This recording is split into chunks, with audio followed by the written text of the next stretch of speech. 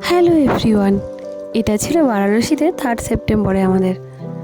তাই সকাল সকাল একটু উঠে মুড়ি খেয়ে আমি একটাই একটা কচুরি খেয়ে বেরিয়ে পড়লাম আবার একটু গঙ্গার ঘাটের দিকে।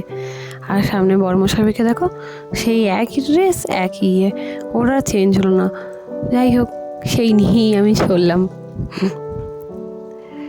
আর রাস্তায় যখন বেরিয়েছি এতটাই গরম, আর এসি থেকে বেরোলে তো প্রচণ্ডই গরম লাগে।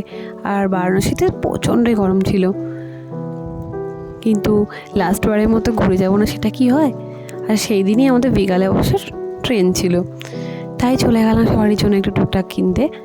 তাই গঙ্গার ঘাটের দিকে এখানে শোপিস টোপিসগুলো ছিল, সেখানে একটু কেনাকাটা করে একটু গঙ্গার কাছে দাঁড়িয়ে দুজনে মিলে শেষবারের মতো একটু ভালো করে ভিডিও করে ফটো তুলে নিলাম।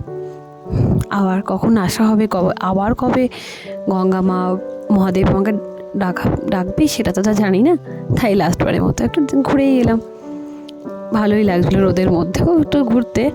ছাতা নিয়ে অবশ্য যাওয়া যেত, ইচ্ছা করে ছাতাটা নিইনি। আর এতটা রোদ ছিল, বাবারই বিভৎস। তারপরে চলে গেলাম রুমে, আর বর্মশাই চলে গেল খাবার আনতে। আর আমি এসেই এই দেখো এত কিছু কিনেছি। আর কি কি কিনেছি চলো একটু দেখাই তোমাদেরকেও। আর এসেই যা গরম লাগছিল, একটুখানি বসেই তোমাদেরকে দেখাতে বেরিয়ে হলাম। আর এটা দেখছো, এটা গামছা, এটাও নিয়েছি আমার বাপির জন্য।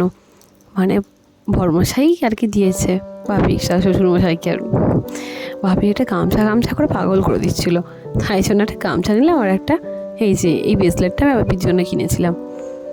আমার খুব ভালোই লাগলো। আর বাপি না ব্রেসলেট পরতে খুব ভালোবাসে, সেই জন্য।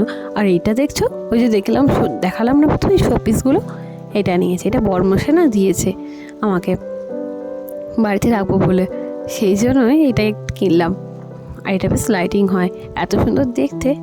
আর আমার এটা প্রথম থেকে গিয়েই ইচ্ছা ছিল কেনা, ভেবেছিলাম বাড়ি আসার আগে ঠিক এটা কিনবই। আর এই যে এটা ফ্ল্যাগটা।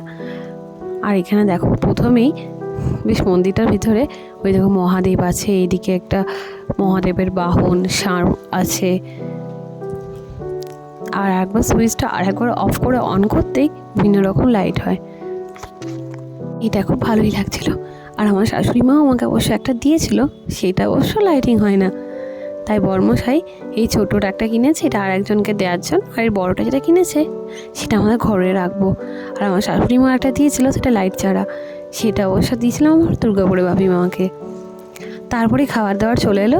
একটা ছিল পটলের তরকারি, এটা ডাল, আর এখানে ভাতটা যে এক্সট্রা সেটাতে ছিল একটা স্যালাড। তা স্যালাড আমরা নিই। তারপরে খাওয়া দাওয়া করে একটু শুয়ে পড়েছিলাম। আর ব্ল্যাঙ্কেট ঢাকা নিয়ে বেশ ঠান্ডাই লাগছিল, এসিটা যাতে চলছে।